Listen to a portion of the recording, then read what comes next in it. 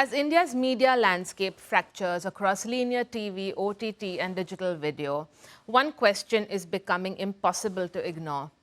Reach is measurable, but what did that reach actually deliver? On this episode of Storyboard 18, I'm in conversation with K. Ramakrishnan, Managing Director, Worldpanel India, part of Kantar, on a first-of-its-kind, deterministic, single-source, cross-screen attribution framework. The findings challenge assumption-led planning. Linear TV continues to anchor scale and brand discovery. OTT sharpens intent and action. And integrated TV plus OTT strategies deliver over 50% higher conversions compared to single platform exposure. What does this mean for media allocation, accountability, and the future of cross-screen strategy? Let's unpack what accountable integration really means for the future of media planning in India. Hello and welcome to Storyboard 18. Ramki, it's a pleasure to have you here with me. And let me just begin straight up, this attribution framework. Can you tell us a little bit more about what the framework is? Yeah, I would start by saying that it's not just a study, but it's a continuous form of measurement, right? So the first report appears like it's a study, but the intent is to keep it going regularly.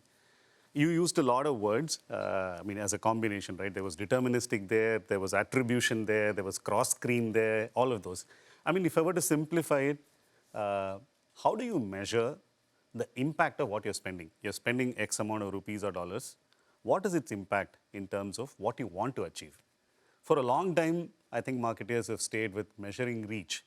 How many people did my communication reach? And unduplicated reach. As they say, I can reach them through linear TV, I can reach them through OTT or some other screen, but there is duplication. So reach, unduplicated reach. These were the only metrics. Is that good enough in the times that we are in? That's the question that we asked ourselves, and that's when we created this panel. It's a panel of households. So Worldpanel, has a panel of about 80-odd thousand households where we measure the things that people buy. Within that, this is a sub-panel where what we have done is we have tried to see the exposure to advertising of the panelists, which means if you play an ad in linear TV or OTT or digital, its exposure, the panelists' exposure to this ad is measured in some form, and the panelists' behavior in terms of their searching online or their a visit to websites or even addition to the cart, all of these are measured on the other line. So you have input on the one side, which is I saw your ad, output on the other in terms of I went and searched, I went into a website, I added it to the cart. So to combine these two, that's where we come in. That's what we call as this. Now the other word that we spoke about is deterministic, right? So what's the other? What was not deterministic earlier was called probabilistic, where because there was a different bunch of people were viewing the ad, so that's one measure. There's another bunch of people who were purchasing, so that's another measure. So when you try to fuse these two, you had to use statistical modeling, which means there is a certain level of probability in that, which means most likely, expected to kind of things. Whereas when you say deterministic, there is no need for probability, which is to say there's one household. In this household, the individual watched the ad. In this household, the individual bought something or added something to the cart or any of those. So that's deterministic. So what we are trying to do is to create a single source panel where we measure their exposure to advertising and we measure their behavioral aspects. And behavior defined as search, visit to websites, addition to cart, and in some cases even purchase. So we are able to combine the two to arrive at what you defined as deterministic cross-screen effectiveness measurement. What were some of the most important insights, Ramki, that emerged from the early findings on the study when you were, evaluating some of the early inputs that you were getting in? What stood out for you? Yeah. So some of the things really stood out. Thus far, we've seen linear TV. When you look at linear TV, it was purely seen as a reach medium. If you're on linear TV, you'll reach a large set of people, and that's where it stops. One never knew what it did beyond the reach number that it was given. So therefore, it was always, okay, let me measure digital. I'm able to get a slightly more complex measures, at least within platforms, about somebody who was exposed and somebody who behaved in a particular way. So this is measurable, this is not measurable. So therefore, it became either or. Should I do digital or should I do linear TV? Should I do OTT? Or it was almost like silos, there's linear TV, there's OTT, there's digital. So where do I put my money? It's almost like one was in place of the other. Right. Now, what this study comes out to tell us is that each one has a role to play in the complete funnel. When I say funnel, there's awareness, then you consider, then you probably shortlist, then you probably add it to a cart, and finally there's a purchase depending upon whether you have the money or not. So right through the funnel, each of these has a role to play, and it's not as if it's isolated. Linear TV definitely has reach, no doubt about it, significant reach. That scale that comes, yeah. That scale. Yeah. Secondly, it has unduplicatable reach also, or exclusive reach as they speak. But it also seems to contribute towards the behavioral aspects in terms of addition or contribution to search. How we say that is we've been able to measure only linear TV households, linear TV plus OTT households, only digital households, or a combination of all of these in various combinations.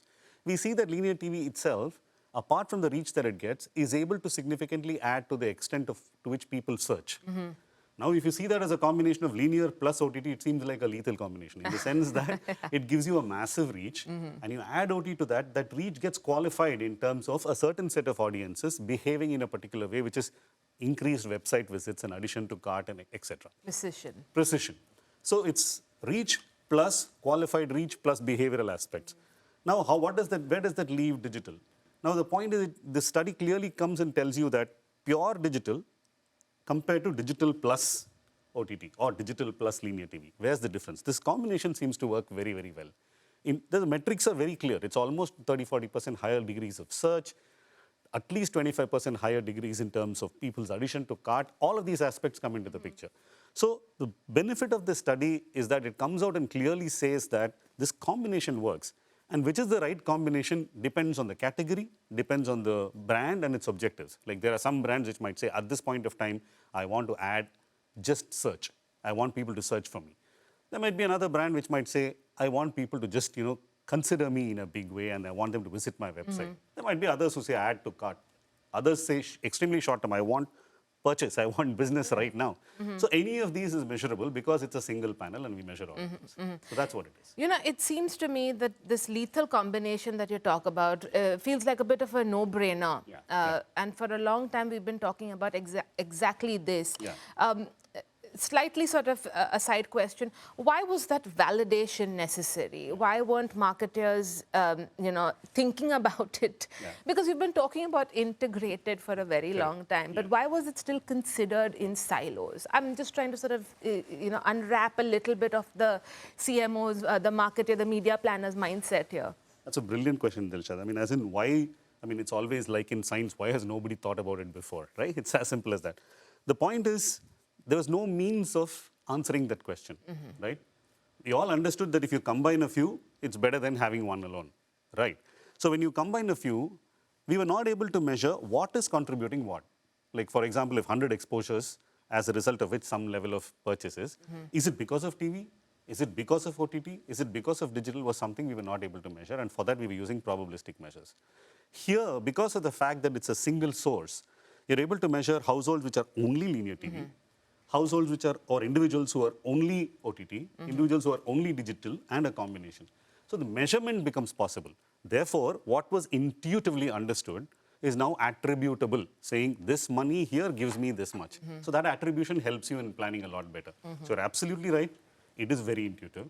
But intuition requires backing scientifically, and that's what this does. We love talking about intuition all the time, marketers, right? Go with your gut, go with your gut. But this is exactly what was missing, the missing piece in the puzzle.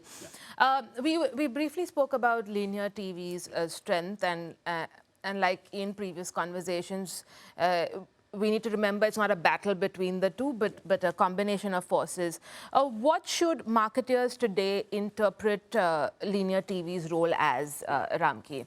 Especially, we keep talking about how complex the media landscape is, fragmentation, all of that, right?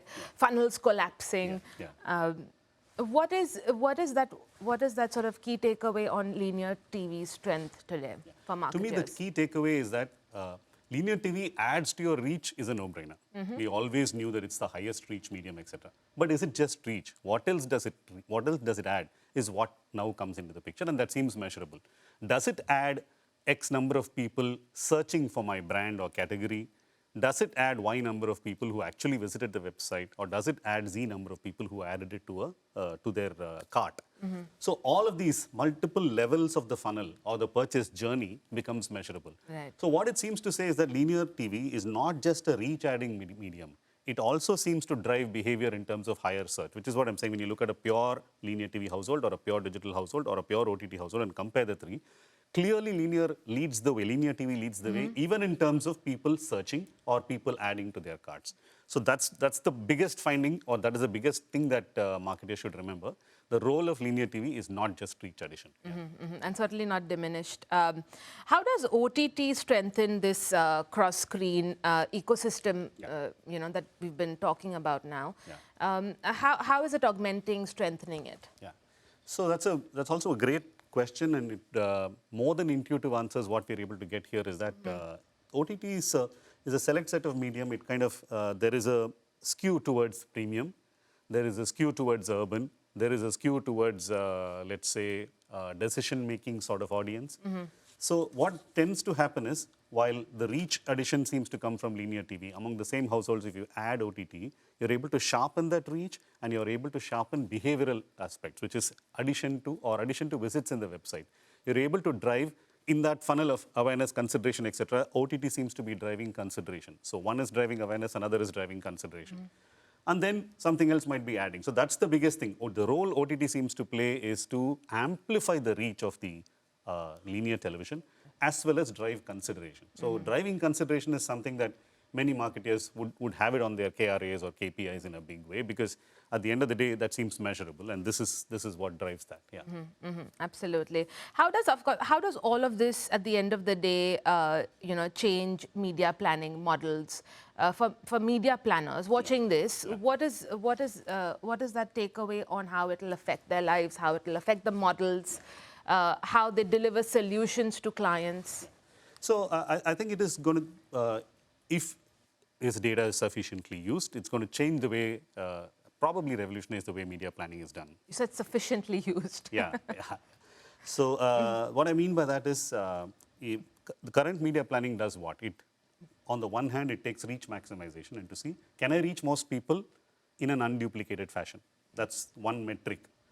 Then there are other metrics like the walled gardens or the digital landscapes, etc., where within those platforms you're able to get input-output measures to some extent. But what happens when there's no household which says that I'm only on Meta or I'm only on YouTube. We're all a combination of those, right? And then we're also a combination of linear and OTT on this. So how does this ecosystem combination work? That is where this whole system comes into the picture. So perhaps media planners would want to see what is the immediate objective of this particular campaign. Is it sales maximization? Could be.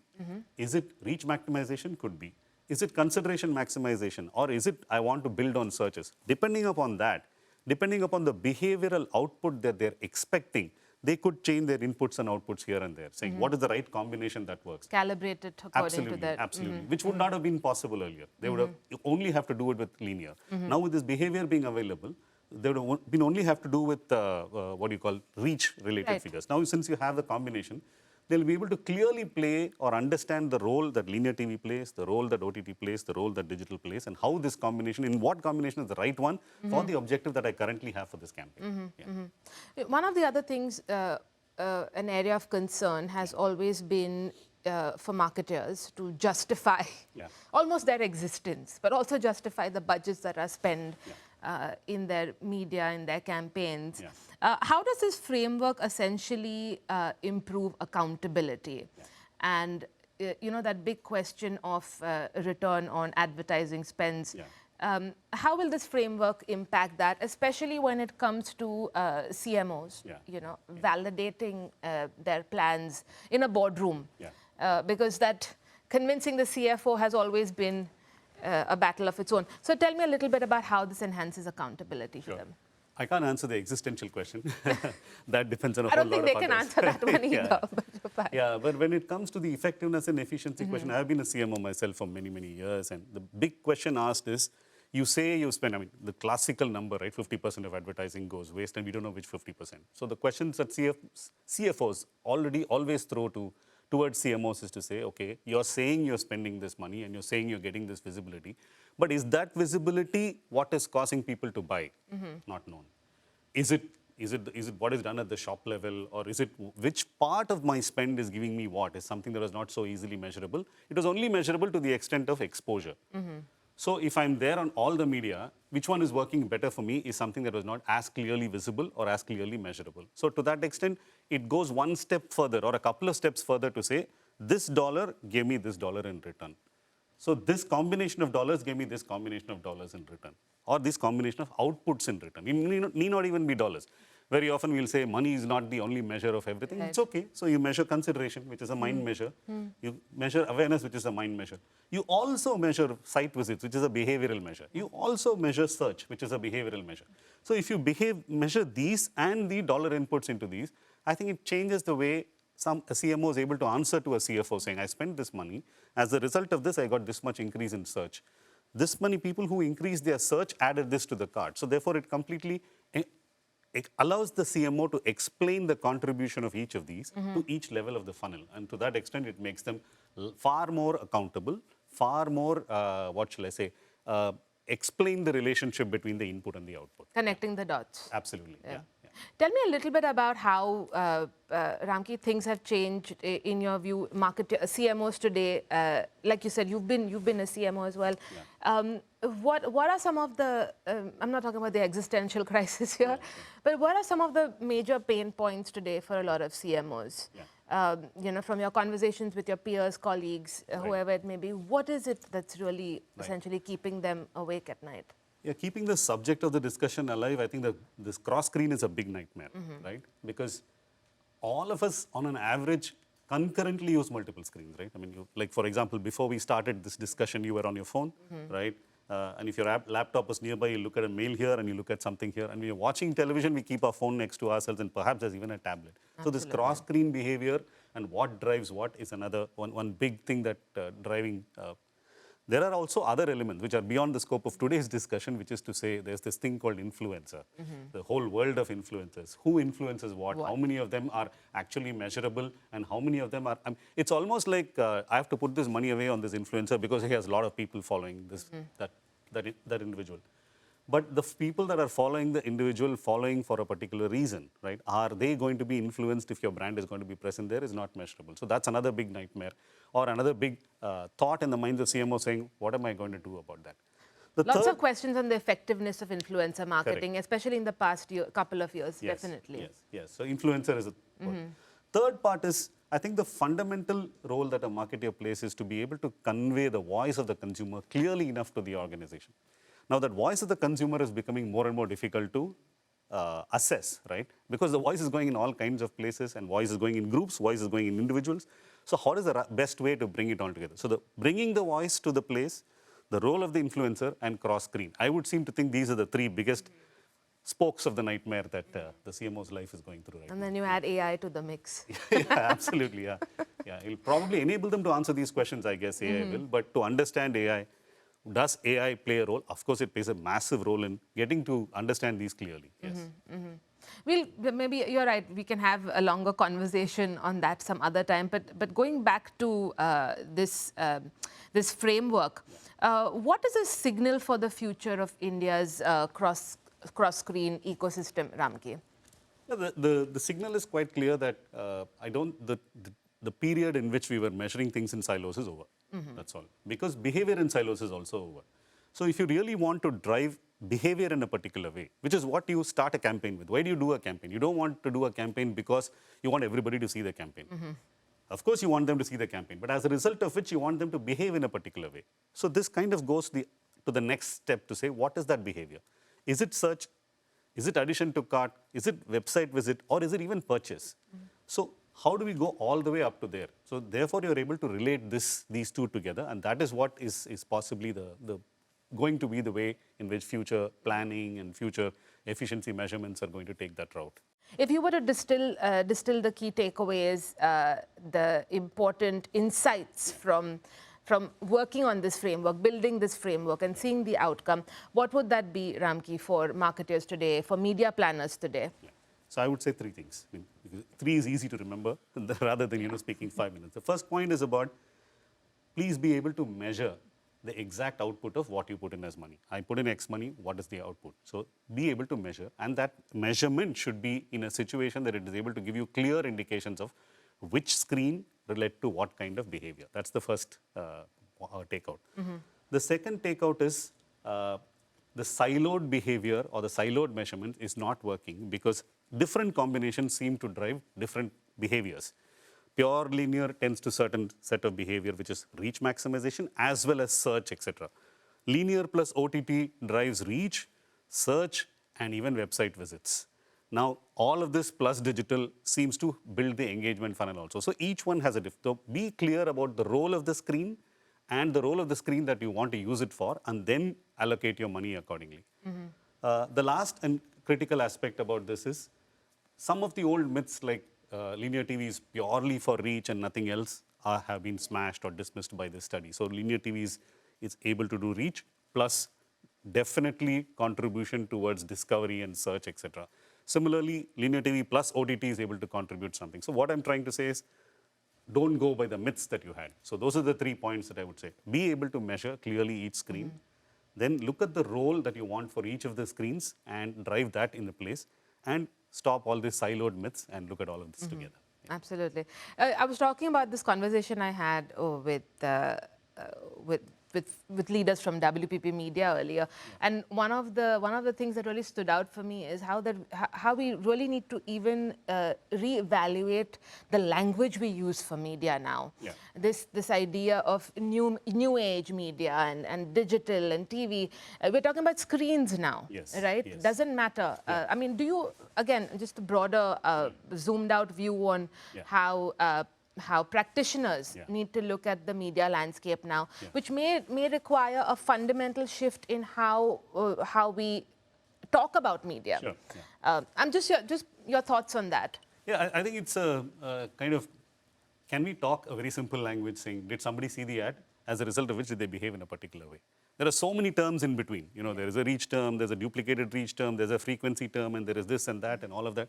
Very simply, if you're able to relate to what somebody saw where, as a result of which what they did. If that combination is the language that we should be ideally speaking, because that's what matters. The rest is all a lot of jargon. Yeah. Absolutely, 100%. Thank you for distilling that down so well for us, Ramki. Pleasure chatting with you, and hope we can chat more on AI and a whole bunch of other things as well soon. Absolutely. Thanks so much for having me.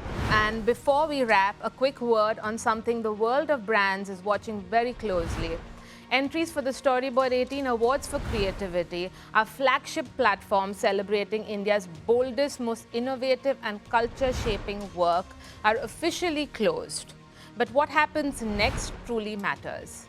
This year's entries will be reviewed by one of the most formidable juries ever assembled, featuring leaders who have shaped brands, business and culture. Because these awards go beyond campaigns. They recognize the ideas that define the year across storytelling, digital innovation, media strategy, and brand leadership. The winners won't just take home a trophy. They will set the benchmark for creative excellence in India.